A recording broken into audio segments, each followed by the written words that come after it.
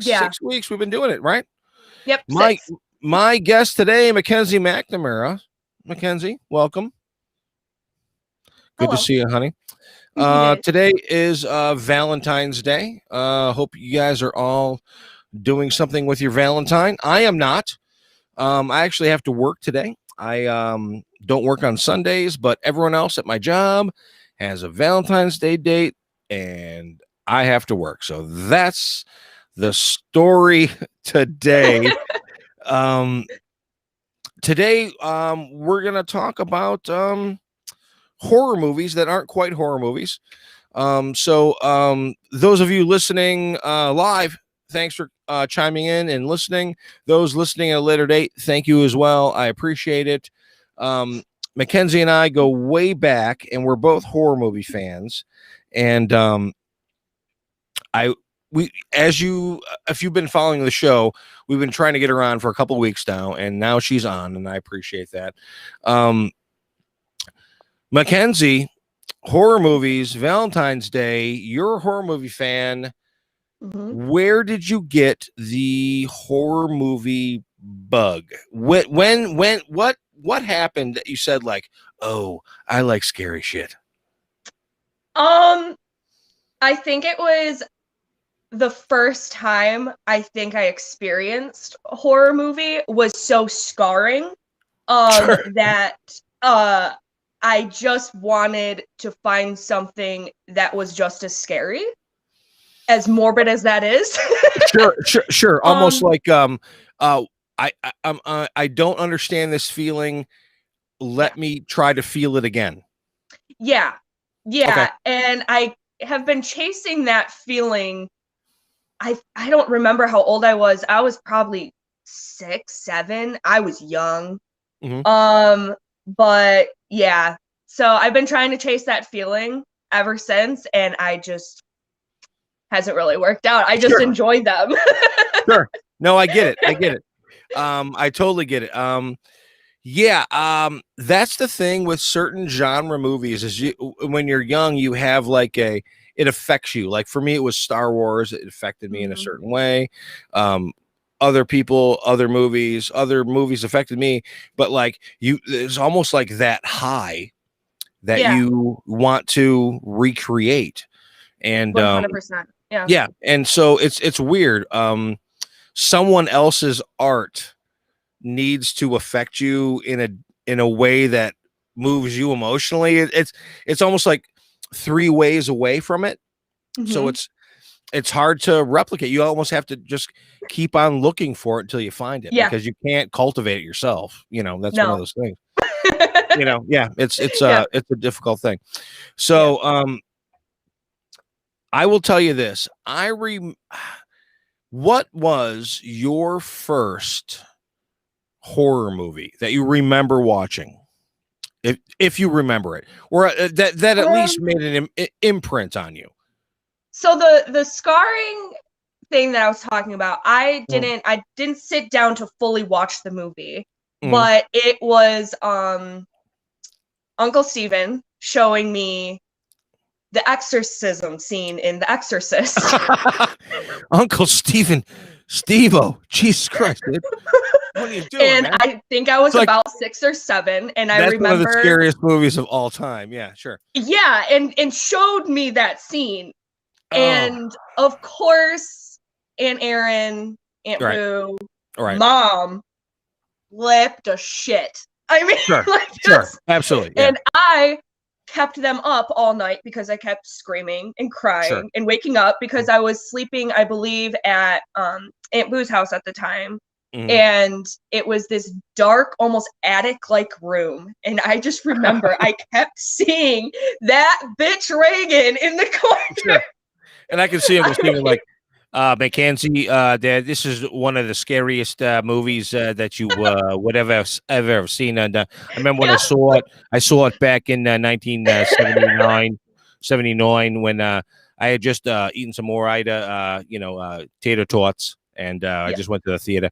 Yeah, that's Uncle Steven. Jesus Christ. But there was like no context. He was just like, I just remember going into, I think like maybe like his office or something. I think it was on the computer. And he was like, look at this. And I was like, okay. And I just remember being so fucking scared. And that's what I remember. Okay, that's what, here's what I remember. I remember even younger, you were probably 4 or 5. Okay. And you had this is when I was dating your mom, and we were in the bedroom, and you had some sort of nightmare or something, and decided you wanted to come and sleep in the bed with us. And you did, but we had the TV on, but we both fell asleep.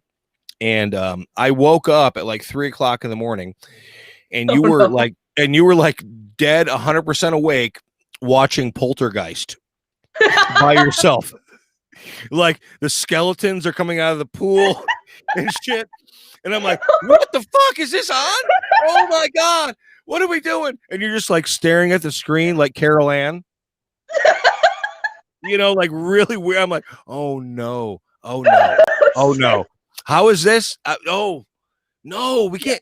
Poltergeist? That's like the worst thing to have a fucking 4-year-old watch is fucking Poltergeist. Jesus Christ. So I remember that one. Yeah. So I remember that one. That's good. Yeah. So, yeah, we all got things. I think I'm trying to think of my first horror movie. It had to have been so long ago. Probably one of the slasher movies, because I grew up in the 80s, so it probably would have been Halloween or one of those that really scared me. But nothing really like made a super imprint on me. I think I just always liked the movies themselves. But that's the thing. So anyway, let's get into it. We got a lot to go through tonight. It's 3:07 now. I got to work tonight, like I said, so we got to roll out. Everyone's got Valentine's Day dates. Grace actually has a Valentine's Day date tonight. It's a first date, Grace? Yep. Cool. You rolling out? Nice. What's his name? Moonleaf? That's a Moonleaf? What does he do? What? Spiritual health analyst? Of course he is. I don't even know. Great. What is it? What? He wants to be a tofu farmer. Okay, he wants to be a tofu farmer. That makes sense. Yeah, sure.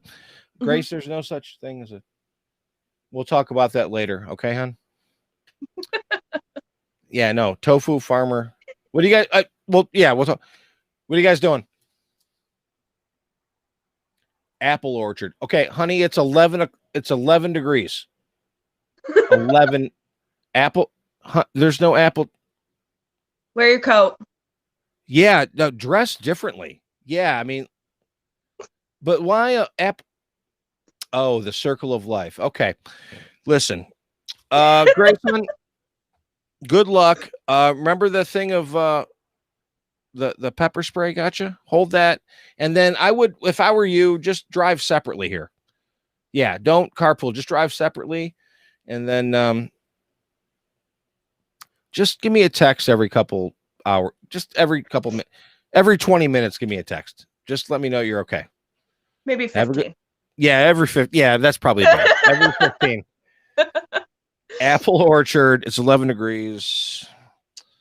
Good shit. Seriously, wear some snow pants, honey. Okay. No, I don't want any apples. There's not going to be any apples anyway. Have a good time, honey. Text me soon. Tell Moon Knight I said hello. All right, cool enough. All right, let's get into this. We got a lot of work to do. We got 4 movies that we are talking about tonight. 4 movies. 3:10. We got a lot of work to do. Let's start with Ari Aster's Hereditary. Yeah. Now let's see here. I think I have the thing here. Kapow. All right, Hereditary. Nice. Ari Aster. I think is a great director. This is a crazy movie, and it unfortunately got horrible, horrible, horrible audience reviews. It got a D plus Yes. Yes. on the audience reviews. It got like an A plus on the critic reviews. Mm-hmm. This movie is it's about something. Let's just say this now: the movies that we're going to talk about tonight are not traditional horror movies. No. These are movies that are about like real things that are happening in your mind. These aren't slasher films. This isn't like the crazy like monster comes up from the grave type shit. This is these are psychological thrillers as opposed to horror movies. Yeah. And Hereditary is one of those things where it starts off here, goes here, and then it goes here. It challenges you because it could be seen as a boring movie up until the last half hour. What do you think?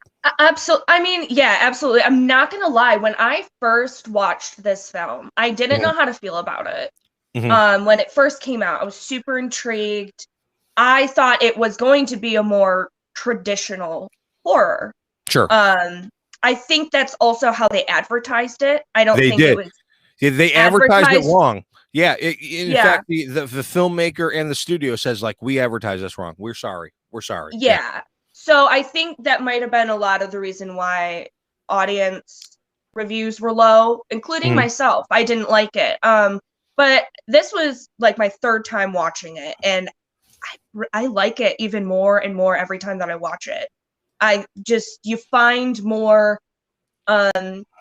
connections with like mental health issues in parallel with the demonic stuff that comes in the end, like the satanic stuff. Right.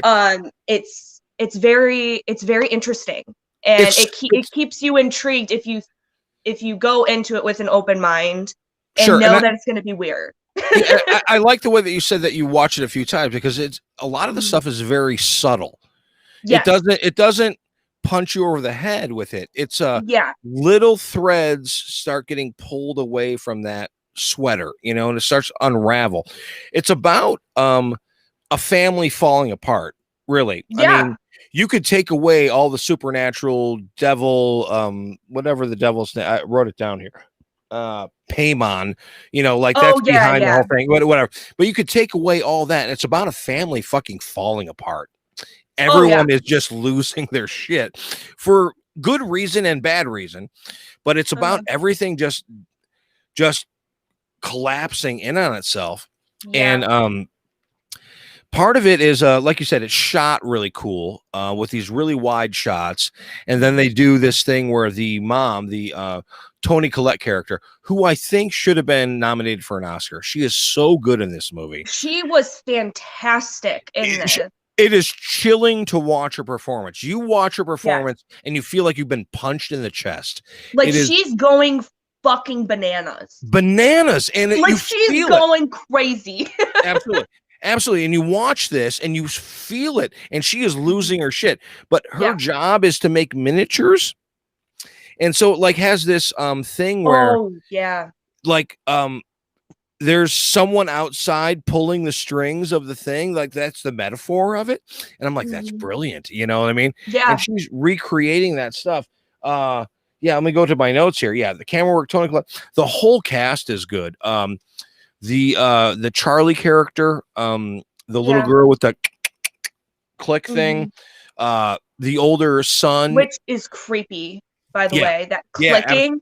It's so subtle, so like but it's creepy. But it's you know what? It locks into your brain, like you keep on hearing it, and then when you just hear it go. Yeah, exactly, and you're like, let's see what's going on. Nope.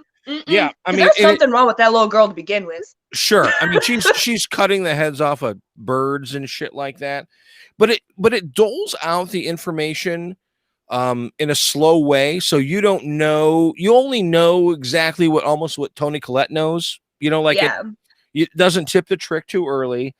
Lots of setup and payoff. Here's one of my problems with the movie.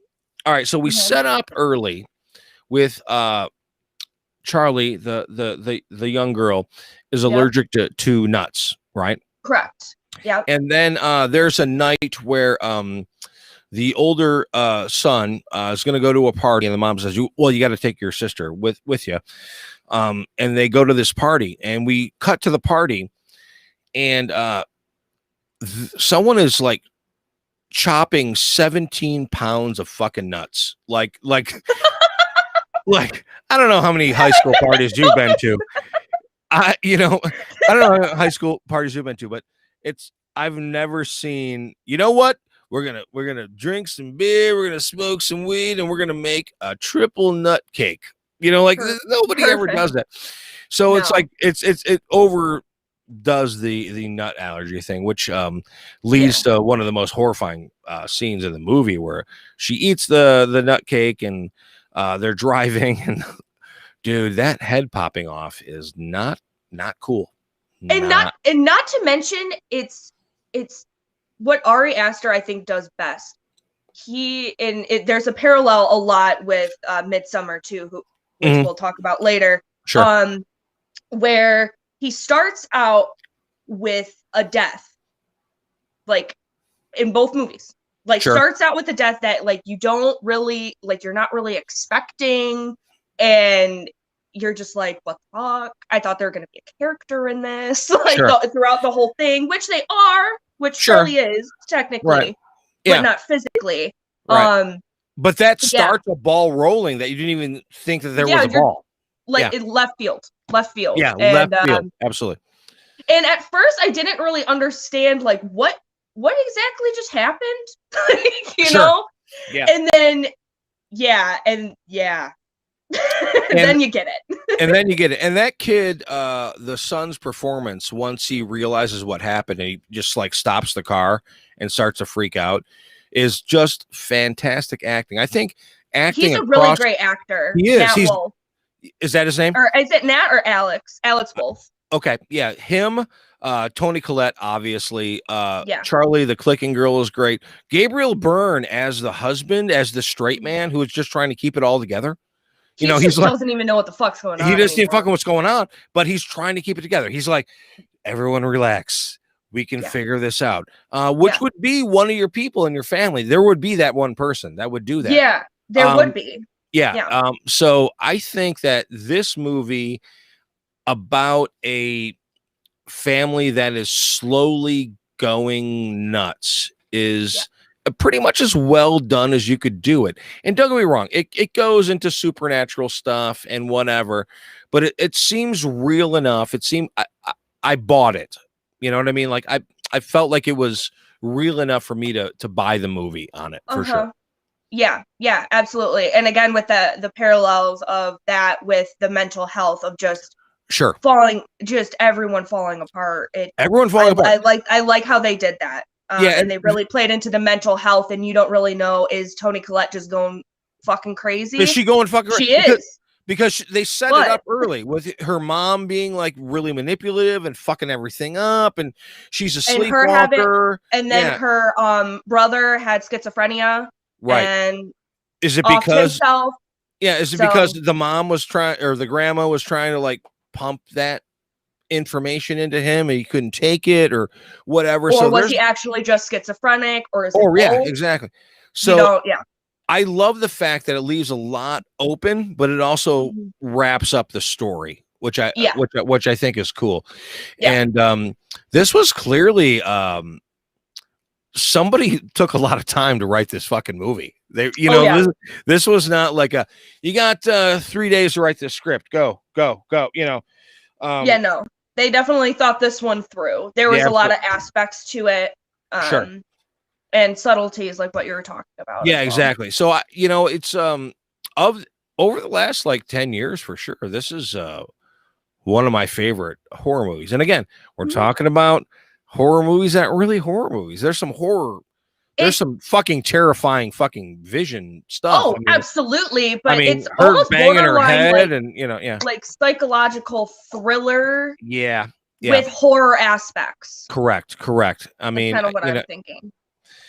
So let's move on to the other guy that I think is a brilliant filmmaker in this weird psychological thriller genre, Robert Eggers, and his first movie was The Witch.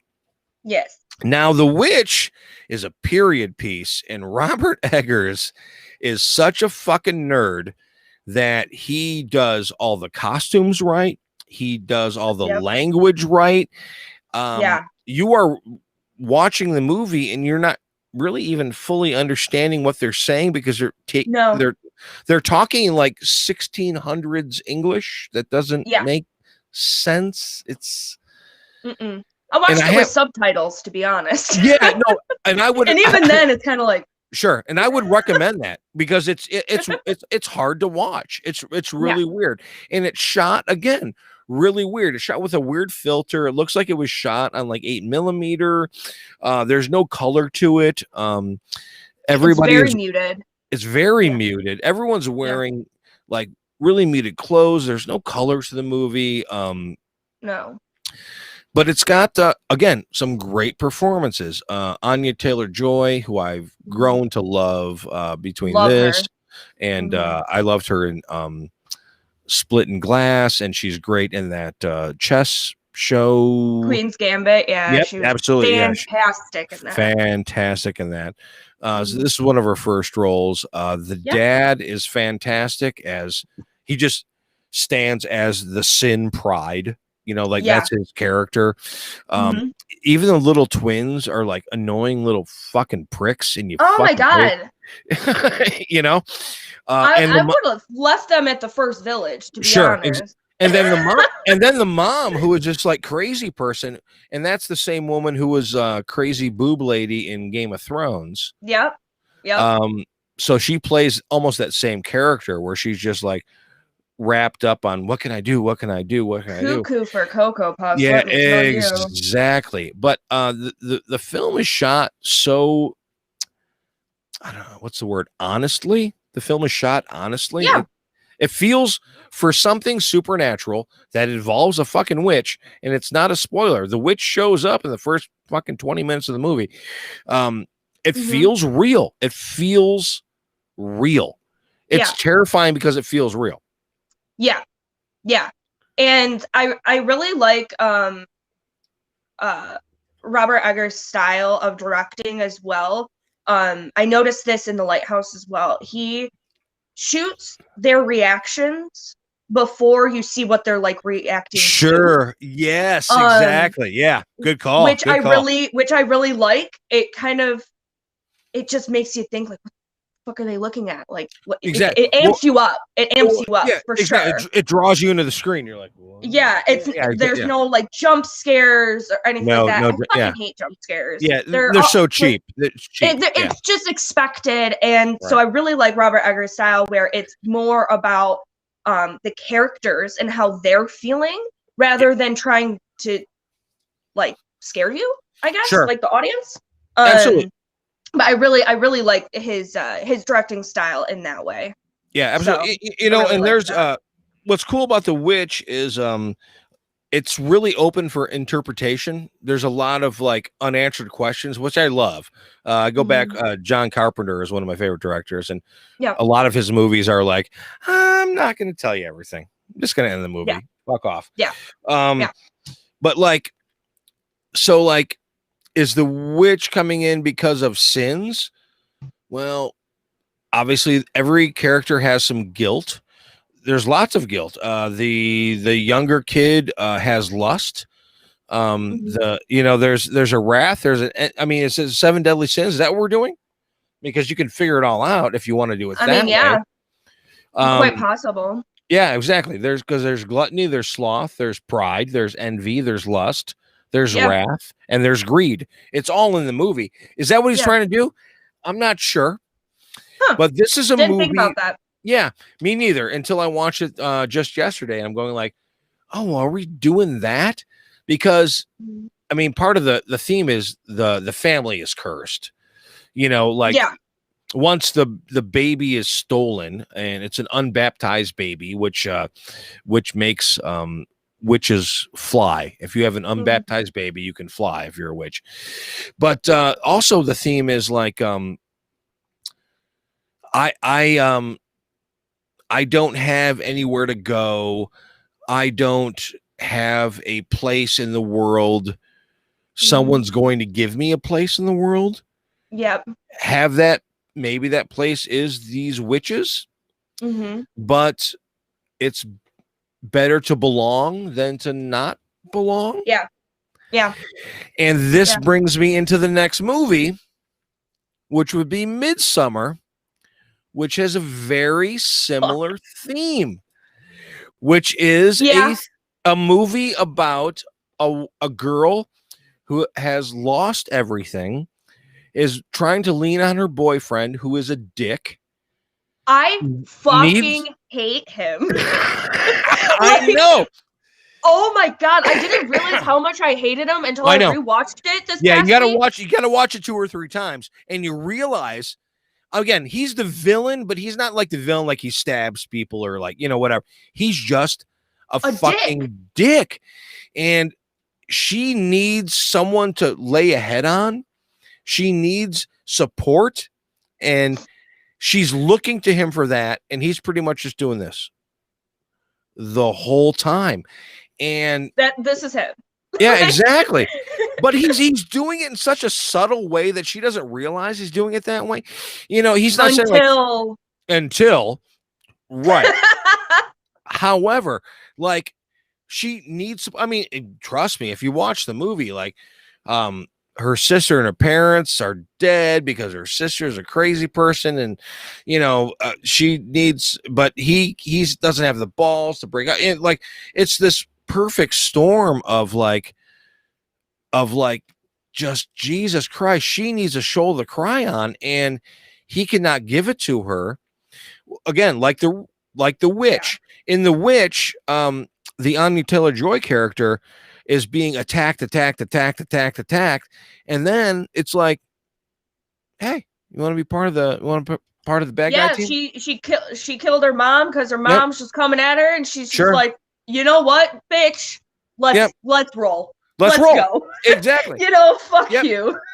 I got a great butt, and I'm going to fly right now. Here's how it's going to go. Exactly. So this is another. There's a sexual undertone to absolutely his movies as well, and the ending shot with Anya Taylor-Joy, floating up and whatever. Sure. And she like close up of her face, and she's like laughing, but not happy laughing. It's like very much the same as Robert Pattinson in The Lighthouse. Sure, which we'll get to in a moment. Yes, I know. Yeah.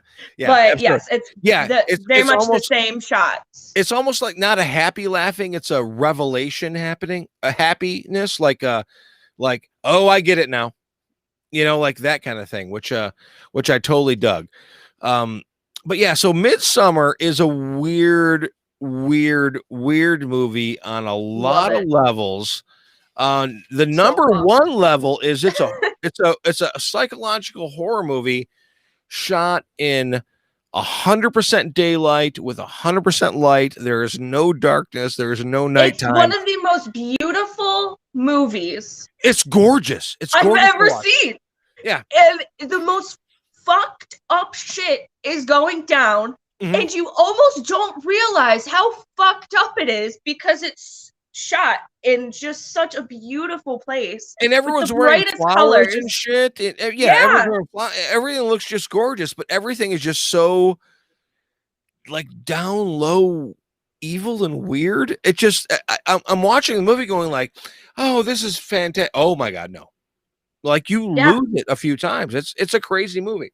Yeah. You kind of forget the fucked up shit that happens until another fucked up thing happens. you know? Yeah. So, it's a series of vignettes where you go like, oh, this is interesting. Oh, this is weird. Oh, this is interesting. Oh, this is weird. Yeah. Oh, this is cool. This is weird. And then a couple of people jump off a fucking mountain, and then you go like, okay, ooh, boy. Those heads popping like melons. Holy moly. The special effects there. I don't know who the guy was. It was just like, it looked so real that I saw this in the theater, and it was Oh, me. did you? Yeah, and it was me by myself, and I think one other person who was like 80 feet away from me. And when that happened, I almost fucking choked. I was like, oh my god, that's fucking gross. Yeah. That's grotesque. But And it's then also super real. Again, and super then when real. the second one didn't die, And they go in with the hammer. so they God go in with damn. the hammer. And Yeah. they just were taking turns. I'm like, okay, this is the definition of overkill. Yeah, exactly. Exactly. I think he's done. Yeah, I know. He's dead, dude. He's dead. He's dead. Back it off. Oh Yeah. my god, it was so weird. And this is Ugh. according to the director, this is just this movie is a metaphor about a breakup. This is a metaphor about That's one fucked up breakup. it's a fucked up breakup, but it's a metaphor like you love me, I don't love you, and you'll find something to occupy your time and you won't care about me anymore and I won't care about you anymore. Yeah. Which I get it at a very basic level. I guess that's it. But yeah, I don't know. It just the whole thing. There's so many points in that movie. It's one of those movies where you're not going to forget it. No, when you're not you watch it. There's no way, whether you liked it or not, you're not going to forget it. Exactly. I know people who have hated the movie, but they know everything about the movie. Absolutely. Yeah. I mean, there are scenes where you're like, what the actual fuck? Yeah, what happening? the inbred child of the guy is the keeper of the book of the what? Of what is happening right now? I mean, the one sex scene is just absolutely. Oh, where they get the moms there. They're all. Yeah, they're all there. Like, they're all cheering Christian on as he's doing the hot redhead. That one. Yeah, while her mom's standing over. And she's she sees him through the keyhole, and then she starts fucking freaking out and starts screaming. But then she starts screaming, and then the rest of the clan comes in and screams with her, and you're like, oh, they're emoting with her now. She's part of the crew now. Yeah, she has her support system now. And Florence Pugh is absolutely incredible in this movie. Phenomenal. She's phenomenal. I love her though. She's just on fire right now, killing it. She's doing good. I really like her. No, she's fantastic. And she does a great job in this because it's a weird role to play. I mean, like you have to be in love with Christian but hate Christian. Be completely damaged, but be completely open to what's happening with this weird cult. She plays it really well. I think, she does a great job. But when she starts screaming and the rest of the girls get around her and start screaming with her, like they're helping her expel her anger. Yeah. Like at that point, she's like, oh, I have a family now. I have support now. The whole movie, I've just been looking for support. My boyfriend can't give it to me. My family is dead. All of a sudden, I have support. And like you can't blame her. Even though this is the cult that throws people off of fucking buildings and puts him in a bear suit and sets him on fire. Sure. But exactly. Well, we get to that point where she's like, and you're the queen of the fucking May thing, and pick the pick a sacrifice. Queen. Yeah. And she's like, that guy. And you almost go like, oh, then you go like, oh yeah, that's probably the one. Yeah, that's probably, I get it. Yeah, absolutely. I get it. I literally, in my notes, I put Christian is the worst boyfriend ever equals douchebag. He is. And again, I was talking to people about it and I'm like, so he's the bad guy, but he's not like, he doesn't beat her up, he's not like a serial killer. He doesn't like financially rip off poor people or whatever. He's just a dick. He's just an asshole. He's just a fucking douchebag. He's a douchebag. And so that's enough to be the villain. And I think that's awesome that we can, in movies now, have the villain be just a douchebag. You don't have to beat up a chick or kill her. just a dick. You can be a dick and be the bad guy. I think that's awesome. Yeah, I think that's right. Yeah. And he gets what's coming to him, I guess. Like, I mean, like, in the most fucked up way, kind of, I mean, sure, you don't want to burn anybody alive. However, in the context of the movie, that's exactly what needs to happen.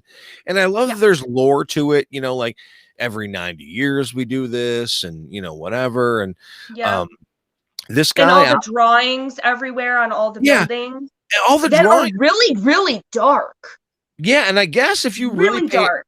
If you pay attention to the drawings, they tell you the whole movie before you even see it. Yeah. Like at the beginning of the movie, there's a drawing of a bear on fire. Yeah. Like that's the end of the movie, but at the beginning of the movie. Right. So, I mean, this guy who directed this, I mean, Ari Aster knows what he's doing. Really puts together that kind of thing. And dude, I mean, these are, again, not a horror movie. So those of you who are like, you know what, My Bloody Valentine.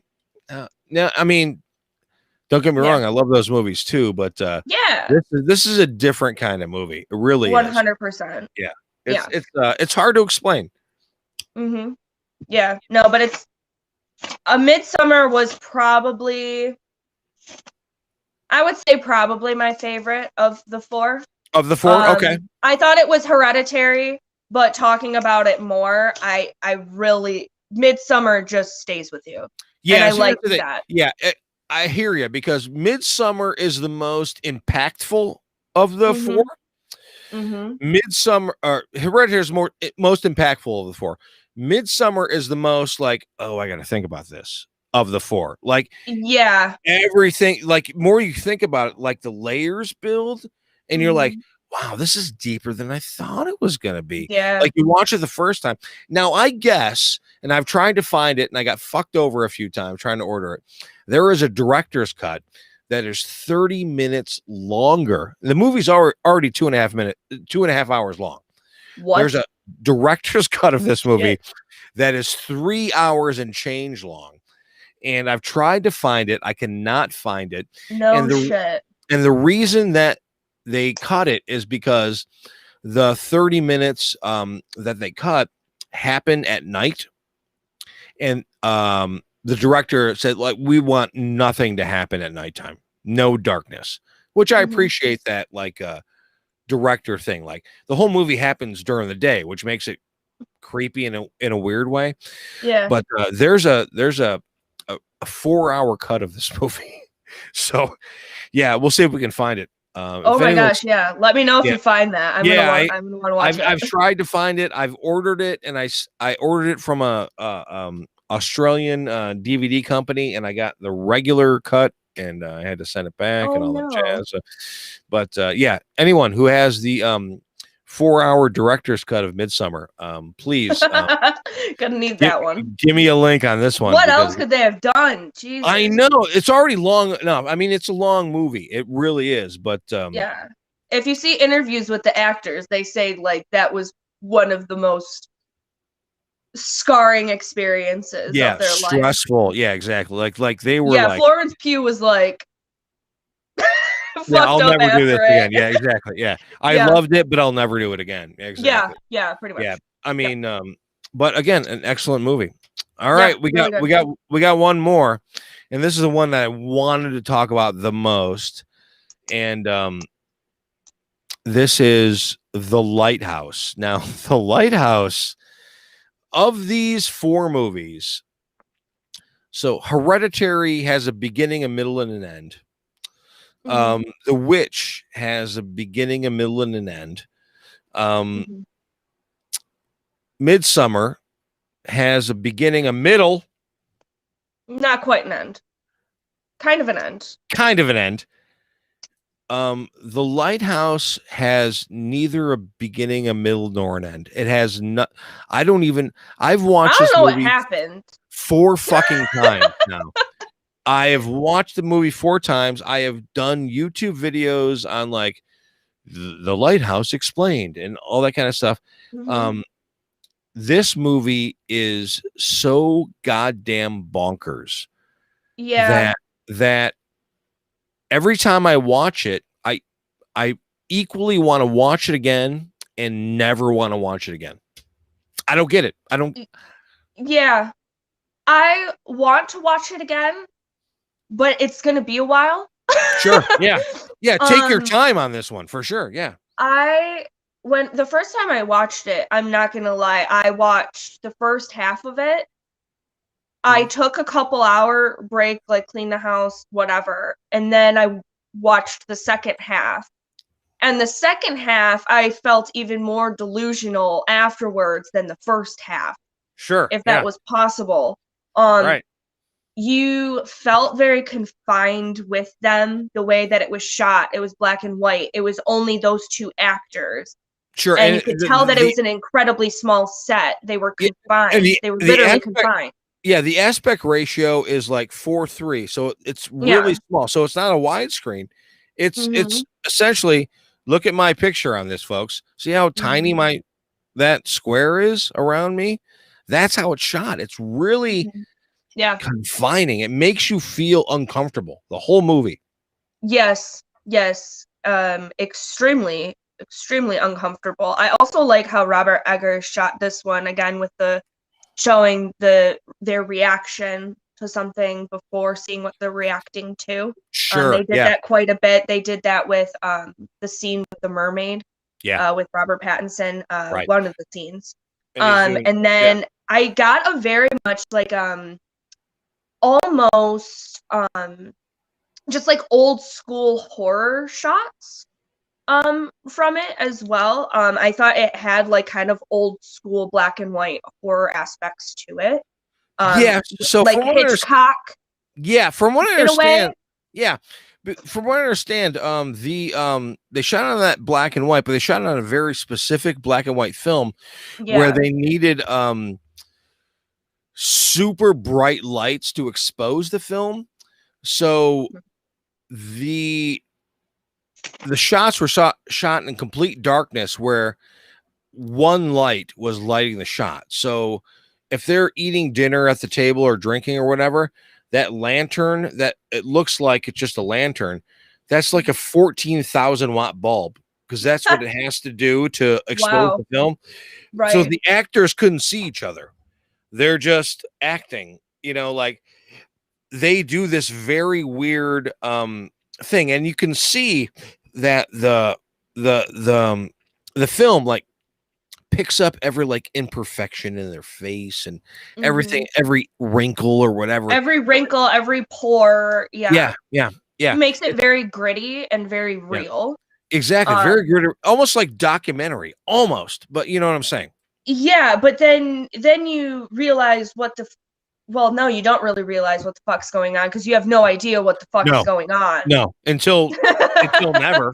Yeah, exactly. I still Yeah, don't I don't know. But think however many times you watch the movie, I don't think anyone will ever really get it. sure, yeah. Um, I did a lot of research on this one, like interviews, articles, everything like that. I was really intrigued on what um both the actors thought of the movie while they were filming it. Mm-hmm. And I guess when conditions weren't bad enough, Eggers would literally take a fire hose to Robert Pattinson. Oh, Jesus Christ! Just to piss him Yeah, off? Yeah, and just yeah. douse him with this fire hose. And I guess Robert Pattinson was like, the way he's like, I can't act, so please hit me with a shovel. Sure. Okay. I get it. I got to give it to him, because Yeah. these two actors, Defoe and Pattinson, I've always known that Willem Dafoe is a fantastic actor. Loved Correct. him for 30 fucking years. Right. Um, Yeah. Pattinson is one of those guys that you've heard he's a great actor, but a lot of people haven't seen stuff other than like the Twilight stuff or whatever. Mhm. So they don't know how good of an actor he is. In this movie, he is so goddamn good Mhm. that it's one of those things where you have to take a step back and go Mhm. like, holy shit, that dude Yeah. I don't know what they're feeding him or whatever, but he's fantastic. yeah, He's he is really good. fantastic. Yeah. I really enjoyed him in other movies too, which, I'll give you those recommendations that I think you would enjoy. He's doing a lot of indie movies. He doesn't want to do any more Twilights. That's what I heard. And very I heard specific about that, which absolutely. I'm surprised he's doing Batman now, but yeah, I'm excited. Yeah, hey, this movie is Green Goblin versus Batman. Oh, right. I didn't think about that one. Yeah, that really is though. Yeah. So. That's funny. I didn't even think about that. Yeah. But the movie, I really like how there's not really any music or anything. There's just that loud foghorn. Oh, the foghorn. Let's talk about that. The foghorn is constant and happens consistently throughout the fucking movie, and it drives you nuts, and they don't stop. It drives me insane listening to it, and no matter what is fucking happening, the goddamn fucking foghorn is going off over and over and over and over, and you start to go crazy. Watching a movie, you start to go crazy. Like, shut the fuck. Oh my God. Yeah. Yeah. I'm just looking at my notes. Oh, one of them I put when R. Pats beats the shit out of that seagull. Oh, the seagull thing. So we set that's a good setup and payoff. Because old Tom says, like, you never hurt a seabird, never hurt a seagull, whatever. And that seagull is fucking with Pattinson the whole time, and he finally loses his shit and beats the shit out of him. And almost at that point, the movie changes.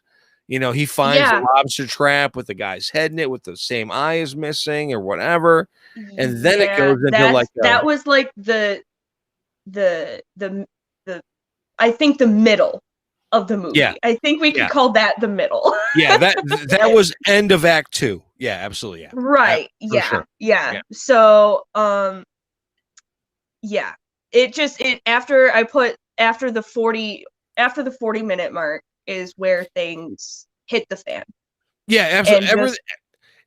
Again, this is a great example of the unreliable narrator, because there's a couple of scenes as we get past that where they're like, but you ruined the boat.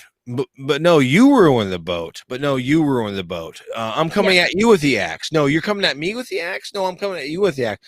Now you don't know what the fuck is going on anymore. No. Oh, I have to go up to the lighthouse to see what's going on. Really? Is it lighthouse a thing? Well, evidently it's a thing. Now I have to fall.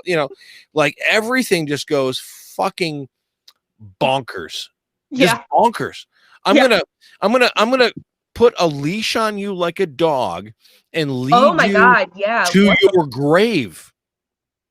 I mean, like, I know. What? Like what? What's going on right now? Yeah. Yeah. It's absolutely insane. And the ending, the close-up shot, very similar to Eggers' other movie, The Witch. Sure. I guess Eggers told Pattinson, act like you're having the most like painful but best orgasm. Go. Sure. That's great. That's great direction. And Pattinson was like, because because that shot, he's like there and he's in pain, but he's like happy. I don't want to say happy, but like I understand it almost like like it's also like wow, yeah, no, that's that's great direction. That's great. Yeah, that's great. The guy knows what he's doing. I mean, what the fuck are you gonna do? And because Pattinson didn't understand, he's like, what are you trying to say? Like, how the fuck am I supposed to look at this light? Right, yeah. Like, what is this long close-up of my face? What do I need to do? And that's what Eggers said. And Pattinson was like, okay, I get it. Yeah, that's awesome. And for what I understand, like they use that old school film for all the shots with the make it grainy. But whenever they had that shot of the mermaid or the hot chick, they use HD stuff to make her look prettier. Are you serious? Yeah. So they shot all her stuff to make her look not grainy and prettier, so it looked more fascinating. That she was coming up on him with hands and stuff. Yeah. Oh my God, that's so funny. And I'm like, that's great, dude. That's great. That's Make hilarious. one little tweak, like kind of thing. And she laughs at him like, ha ha ha, like whatever. So that whole thing was just bizarre too. I don't know. The whole movie, I feel delusional talking about the movie. I mean, yeah, exactly. And from what I understand, this is based on a real story from 1901 about a lighthouse, and there was 2 Thomases. One of them died, and the other guy, instead of sending him out to sea, kept him because he didn't want to be like alone. Well, he didn't want to be like charged, like that he killed him or whatever. So he kept him. But there was like a huge storm or whatever, so it took forever.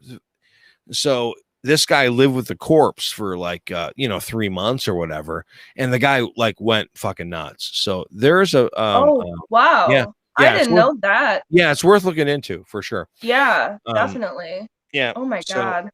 All right, folks. The Lighthouse, me and Mackenzie we could talk about this for another 6 fucking hours on this one. Yeah. I don't know what happened. Yeah, no one knows what happened. That's the whole thing. All right, we're gonna wrap it up. So we're gonna do our eat, drink, and be merry. Mackenzie, what are you eating lately? What are you cooking? What are you ordering out? What's going on? What are you eating?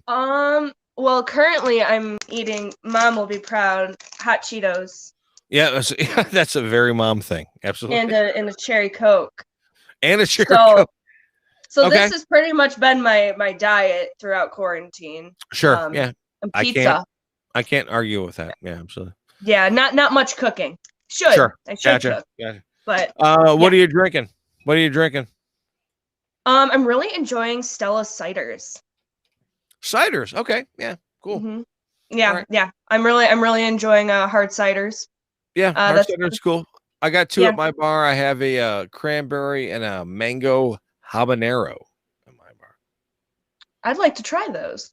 Cranberry especially. Yeah, come on out for sure. Okay. What are you watching? Besides I am watching Good Girls currently. On Netflix. It's with Christina Hendricks from Mad Men. It's a comedy. It's Christina Hendricks. Hilarious. She's the girl with the boobs, right? You're such a man. Yeah, I'm just saying that's her, right? Yeah, that's her. Okay. Yeah, redhead. Yeah, with the boobs. Yeah, for sure. Yeah, okay, gotcha. Yeah, gotcha. Yeah, but yeah, no, she's in it, and it's fucking hilarious. Cool. It's great. It's a light watch after watching The Lighthouse. I needed something like that. Yeah, watching The Lighthouse. After you watch The Lighthouse, you need to be alone for 3 days, and then then you can watch that. Yeah. And then music wise, what's going on music wise? Music wise, I've been really into indie, almost breakup kind of songs. Midsummer really songs? Sad acoustic kind of songs. Here, let me bring up my Spotify. I have a few that I've been really enjoying.